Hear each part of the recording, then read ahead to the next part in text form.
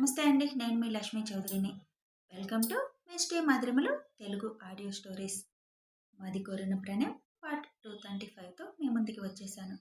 కథలోకి వెళ్లే ముందు వీడియోకి లైక్స్, హైప్స్ ఇవ్వడం మర్చిపోకండి యార్. అలాగే కామెంట్స్ కూడా ఇవ్వండి యార్. ఎండింగ్కి వచ్చింది ఇంకా. ఇప్పుడైనా కామెంట్స్ ఇవ్వచ్చు కదా. ఇక కథలోకి వెళ్ళిపోదాం.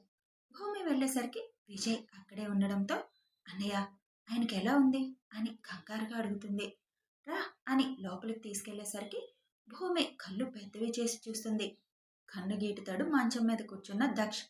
ఏం జరుగుతుంది? ఇదంతా ఏంటి? న్యూస్ ఏంటి అని కోపంగా అడుగుతుంది భూమి. చెప్పేది విను నల్లత్రాజు అని అంటుంటే, అసలు ఎందుకు ఇలా చేస్తున్నారు? దేనికోసం ఇలా చేశారు? ఎంత కంగారు పడ్డానో తెలుసా? కొంచెం కూడా మీకు ఆలోచన లేదా అని కోపంగా అడుగుతుంది.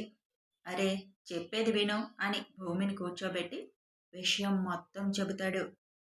వాళ్ళ గురించి మీరు ఆలోచించొద్దని చెప్పాను కదా. నేను అరెస్ట్ చేయిస్తానని కూడా చెప్పాను కదా. ఎందుకు మీరు మళ్ళీ మళ్ళీ అదే చేయాలనుకుంటున్నారు అని కోపంగా అంటుంది. నీకు అర్థం కావడం లేదు. వాళ్ళు ఎలాంటి వాళ్ళు అనేది. అరెస్ట్ చేయిస్తే సమస్య సాల్వ్ అయిపోతుందంటే ఇప్పటి వరకు అరెస్ట్ అయిన వాళ్ళు ఎంతమంది శిక్షలు అనుభవిస్తున్నారు. ఈ ప్రాబ్లం నేను ఇక్కడతో అంతం చేయాలి అనుకుంటున్నాను. ఇప్పుడు వీళ్ళని అరెస్ట్ చేస్తావు, ఇంకో నలుగురు వస్తారు మళ్ళీ. ఇది ఎప్పటికీ తేలేది కాదు. అందుకే వాళ్ళకి చెక్ పెట్టేయాలి అనుకుంటున్నాను. కొద్దిగా నాకు కోఆపరేట్ చేయి నల్లత్రాజు. ఇక తర్వాత నీ విషయంలో నేను కలగజేసుకోను అని అంటాడు దక్ష్. ఒప్పుకోను. నేను ఇప్పుడు మీరు చేసింది ఎంత తప్పో తెలుసా? ఒక కలెక్టర్కి భర్త అయ్యుండి అందరినీ ఇలా మిస్లీడ్ చేశారని తెలిస్తే ఎన్ని మాటలు వస్తాయో తెలుసా అని కోపంగా అంటుంది. చెప్పింది అర్థం చేసుకో. నిన్ను చంపాలని ఏజెన్సీకి కూడా వచ్చి వాళ్ళేం చేయబోయారో చూడు అని చూపించగానే చేయబోయారు, కానీ ఏమీ చేయలేదు కదా అని అంటుంది కోపంగా. వాళ్ళు చేయకపోవడానికి కారణం నేను వేసిన ప్లాన్ వల్ల, ఇంకా మన సెక్యూరిటీ వల్ల. మన సెక్యూరిటీ వాళ్ళే లేకపోతే నీ పరిస్థితి ఏంటో అర్థం చేసుకో. ఎక్కడికి వెళ్తున్నావో వాళ్ళకి తెలుస్తుంది, ఏం చేస్తున్నావో తెలుస్తుంది. ఆఖరికి నా బేబీని వాళ్ళు కడుపులో ఉండగానే చిదిమేయాలని చూశారు. మనిద్దరి జోలి వస్తే ఊరుకునేవాడిని. బేబీ జోలి కూడా వచ్చారు. నేను వదిలిపెట్టను. దీన్ని ఇంక సాగదీయడం కూడా నాకు ఇష్టం లేదు. ఈ ఒక్కసారి మాకు కోఆపరేట్ చేయి అని అంటాడు. చేయకపోతే ఏం చేస్తారు? ఇప్పుడే వాళ్ళని అరెస్ట్ చేయిస్తాను. అపార్ట్మెంట్లో ఉన్నారని తెలుసు కదా, అక్కడికి పోలీస్ ఫోర్స్ పంపిస్తాను అని వెళ్ళబోతుంటే, చెప్పింది విను నల్లత్రాజు. నువ్వు గనక నా మాట వినకపోతే మన ఇద్దరి మధ్య దూరం పెరుగుతుంది ఈసారి. నువ్వు పోలీసుల్ని పంపించేలోపే మన సెక్యూరిటీ వాళ్ళని ఎత్తుకొచ్చేస్తారు అని అంటాడు దక్ష్. ఎందుకు ఇలా చేస్తున్నారు? అసలు వద్దన్నాను కదా, ఒక్క అవకాశం నాకు ఇవ్వమన్నాను కదా అని అంటుంది. నీకు ఇచ్చే అవకాశాలు నీకే ఉంటాయి. చెప్పాను కదా నీ ప్రొఫెషన్కి నేను అడ్డురానని. వీళ్ళు ప్రొఫెషన్కి సంబంధించిన శత్రువులు కాదు, పర్సనల్కి సంబంధించిన శత్రువులు. అవకాశం దొరికితే మన ఇంట్లో అందరినీ చంపేయాలన్నంత కసితో ఉన్న హంతకులు. నువ్వు ఒప్పుకున్నా ఒప్పుకోకపోయినా నేను అనుకున్నది చేస్తాను. నువ్వు ఒప్పుకుంటే వాళ్ళ వెనక ఉన్నది ఎవరో కూడా తెలుసుకొని మొత్తాన్ని సమూలంగా నాశనం చేయడం. ఒప్పుకోకపోతే నేను చేయాల్సింది చేస్తాను. నువ్వు ఇప్పుడు వాళ్ళని అరెస్ట్ చేస్తే పైనున్న వాళ్ళు దొరకరు. మళ్ళీ కథ మొదటికి వస్తుంది. నా పిల్లలు కూడా ఇబ్బంది పడాలా అని అంటాడు దక్ష్. మీకెందుకు అర్థం కావడం లేదు? మనిద్దరితో పోదిది. మీరు అద్దుని కూడా ఇన్వాల్వ్ చేశారు. వాళ్ళు హంతకులని తెలిసాక కూడా అద్దుని వాళ్ళ మధ్యలోకి పంపించారు. అద్దుకి ఏదన్నా అయితే మిమ్మల్ని క్షమించను కూడా క్షమించను అని కోపంగా అంటుంది. వాడు నాతో కలిసి పుట్టినవాడు. వాడేమీ తక్కువ తెలివితేటలున్నవాడు కాదు. ధైర్యం లేనివాడు కూడా కాదు. తనని తాను కాపాడుకోగలడు. అయినా వాడికి ఏదైనా అయితే నేను ఊరుకుంటానా? ఓడిపోయినట్టే కదా నేను. నా ప్లాన్స్ నాకున్నాయి. నువ్వు నాకు కోఆపరేట్ చేస్తే చాలు అని సీరియస్గానే అంటాడు దక్ష్. నేనైతే ఒప్పుకోను ఈ ప్లాన్కి. మీకు సహకరించను కూడా. అంటున్నారుగా దూరం వస్తుందని, రానివ్వండి. మీరేం చేయకముందే నేనే వాళ్ళని జైల్లో కూర్చోబెడతాను అని ఫోన్ చేయబోతుండగా, నా మాట కాదని నువ్వేం చేసినా నా మీదొట్టే అంటాడు దక్ష్. ఆ మాటకి దక్ష్ వైపు కోపంగా చూసి, మీ ఇష్టం, మీకు నచ్చింది చేసుకోండి. కానీ ఇది ఏమాత్రం నాకిష్టం లేదు. మీరన్న దూరమే నేను చెబుతున్నాను. మీరు వేస్తున్న ఈ ప్లాన్ ద్వారా మన ఫ్యామిలీలో ఎవరికైనా చిన్న ప్రాబ్లమ్ వచ్చినా దానికి బాధ్యులు పూర్తిగా మీరే. ఇంకొక విషయం చెబుతున్నాను. ఇది నాకేమాత్రం ఇష్టం లేదు. కాబట్టి ఇందాక బెదిరించారుగా దూరమని, అది నేనే మిమ్మల్ని పెట్టబోతున్నాను. గుర్తుంచుకోండి అని చెప్పి అక్కడి నుంచి వెళ్ళిపోతుంది భూమి. అప్పటి వరకు సైలెంట్‌గా వాళ్ళ కాన్వర్జేషన్ విన్న విజయ్ భూమితో పాటు బయటికి వెళ్ళి, నేను కూడా బావకే సపోర్ట్. ఇక్కడితో ఈ చిరాకు పోవాలి. మన పిల్లల వరకు ఎవరూ రాకూడదు. సహకరించు భూమి అని అంటాడు. విజయ్ వైపు ఒక చూపు చూసి వెళ్ళిపోతుంది భూమి. భూమి బయటికి వెళ్ళేసరికి మీడియా వాళ్ళు ఉండడంతో చాలా అసహనంగా వాళ్ళ ముందుకు వెళ్ళి ఏమీ జరగని దానికి జరిగిందని చెప్పాలి అంటే బాధగా అనిపించినా తప్పక కొంచెం కండిషనల్ క్రిటికల్గానే ఉంది.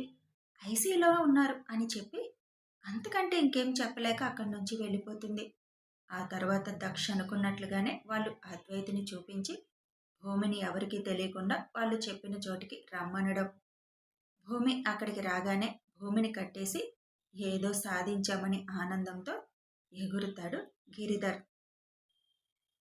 వెల్కమ్ కలెక్టర్ పాప, ఎలా ఉన్నావు అని అడుగుతాడు కుర్చీకి కట్టేసి ఉన్న భూమి ఎదురుగా కూర్చొని. ఎవరు మీరు? ఎందుకు నన్ను తీసుకొచ్చారు? ఎందుకు తనని కిడ్నాప్ చేశారు? తనని వదిలేయండి, నేను వచ్చాను కదా అని అంటుంది భూమి. అలా అంటున్నప్పుడు కూడా అద్వైత వైపు కోపంగా చూస్తూ అసలు తనకిష్టం లేని పని తనతో చేయిస్తున్నందుకు చిరాగ్గా అడుగుతుంది. వదిలేస్తాం వదిలేస్తాం, అతన్ని మేమేమీ చేయం.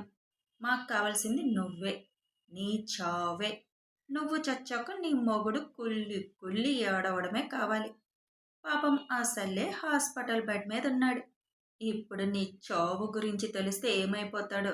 నీకు తోడొచ్చేస్తాడేమో, మా చేతులకి మట్టి అంటకుండా చస్తాడేమో అని నవ్వుతూ అంటాడు గిరిధర్.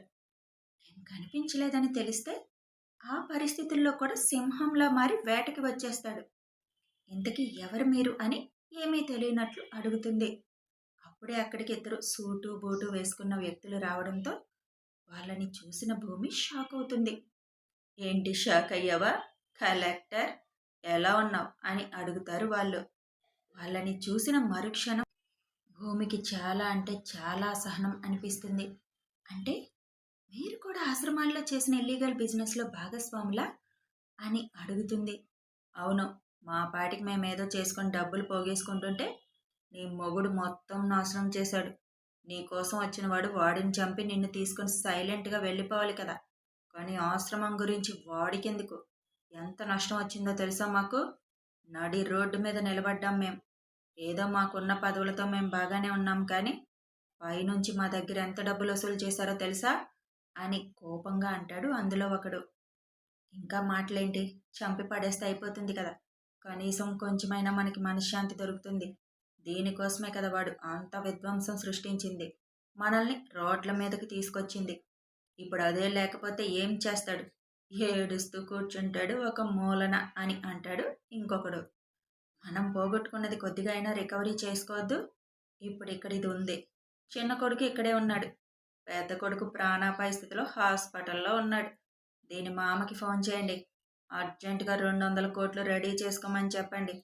లేకపోతే ఇక్కడ వీళ్ళిద్దరూ హాస్పిటల్లో ఉన్నవాడు కూడా చస్తాడని చెప్పండి అని వాళ్ళు అనగానే, పగటి కలలు కనకండిరా చెత్త ఎదవల్లారా అని భూమి కోపంగా అంటుంది.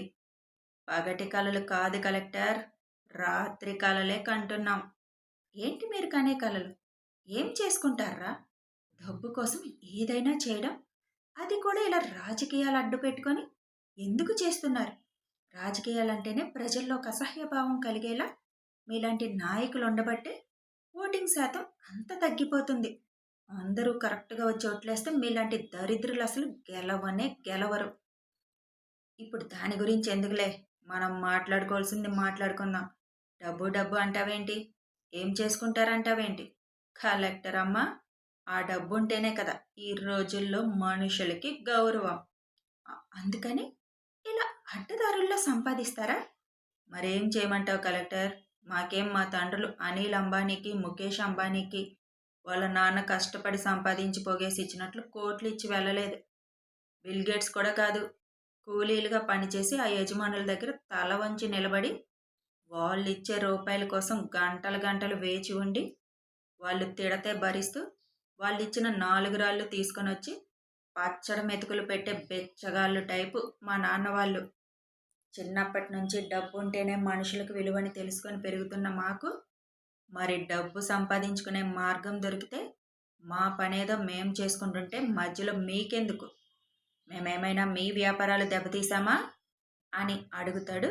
అందులో ఒకరు, మీరు చెప్పిన అనిల్ అంబానీ, ముఖేష్ అంబానీ వాళ్ళ నాన్న పెట్రోల్ బంక్లో పనిచేస్తూ తన తెలివితేటలను పెట్టుబడిగా పెట్టి అంచెలంచెలుగా ఎదిగి తనకంటూ ఒక సామ్రాజ్యాన్ని స్థాపించుకున్నారు. దానికోసం ఆయన చాలా కష్టపడ్డారు. అంతేగాని మీలాగా ఇల్లీగల్ బిజినెస్లు చేసి సంపాదించుకోలేదు. ఊరుకో కలెక్టర్ అమ్మా, పెట్రోల్ బంక్లో పనిచేసిన వాడు అంత గొప్ప స్థాయికి ఎదిగాడంటే ఏ తప్పు చేయకుండానే వచ్చేశాడా? ప్రతి దాంట్లో తప్పు ఉంటుంది. మీలాంటి మూర్ఖులకి చెప్పినా అనవసరం. వ్యాపారాన్ని చేయడం వేరు, ఇల్లీగల్ వ్యాపారం చేయడం వేరు. తప్పులుండవు, ఎత్తుకు పై ఎత్తులుంటాయి. అవి ఎలా ఉంటాయి అనేది మీకు తెలియదు. అయినా ఇలాంటి విషయాలు మీ దగ్గర చర్చించడం కూడా అనవసరం. డబ్బు సంపాదించాలంటే మీ తెలివితేటలు పెట్టుబడిగా పెట్టి ఏదైనా నిజాయితీ గల వ్యాపారం చేసి సంపాదించుకోవాలి. అంతేకాని ఆడవాళ్లతోటి, యువతతోటి ఆడుకునేలాంటి పనికి మాలిన వ్యాపారాలు చేయరు. మీలాంటి వాళ్ళు పెంచి పోషిస్తున్నారు కాబట్టి పరాయి దేశాల నుంచి వచ్చి ఇక్కడ డ్రగ్స్ అమ్మగలుగుతున్నారు. పైకేమో మంచోళ్ళలాగా రాజకీయ నాయకుల్లాగా ముసుగు వేసుకొని లోపల మీరు చేసేది ఇదా? మర్యాదగా లొంగిపోండి, లేదంటే మాత్రం నరకం చూస్తారు అంటుంది భూమి. మేం కాదు నరకం చూసేది, ముందు నీ సంగతి చూడు. ఈరోజు మాత్రం మాదే. నీకోసమే కదా మీ ఆయన మమ్మల్ని నడి రోడ్డు మీద నిలబెట్టాడు. మా కళని నాశనం చేశాడు. అతి తొందరలో మిలీనియర్ అయ్యే మాలాంటి వాళ్ళని మీ ఆయన వచ్చి బిచ్చగాళ్ళని చేశాడు. ఏ బతుకు మేము వద్దనుకున్నామో ఆ బతుకే మాకు పట్టేలా చేశాడు. ఒకప్పుడు నీ పొట్ట కోసి కడుపులో బిడ్డను పెట్టి చంపాలనుకున్నాడు కదూ ఆ డాక్టర్. ఇప్పుడు నీ కడుపులో బిడ్డుండగానే నీ పొట్ట కోస్తే ఎలా ఉంటుందంటావు? ఇంకా పాపం పెండం పూర్తిగా రూపం కూడా దాల్చి ఉండదు కదా. చూసుకుంటావా నీ బిడ్డని అని వాడు మాట్లాడుతున్న మాటల్లో వాళ్ళు ఎంత క్రూరత్వంగా ఆలోచిస్తున్నారో తెలుస్తుంటే ఆ క్షణం భూమికి వాళ్ళని చంపేయాలన్నంత కోపం వచ్చేస్తుంది. అప్పుడు కానీ అర్థం కాదు తన రాక్షస్ ఎందుకు అరెస్ట్ వద్దు, వాళ్ళకి శిక్ష పడాలి అన్నాడు.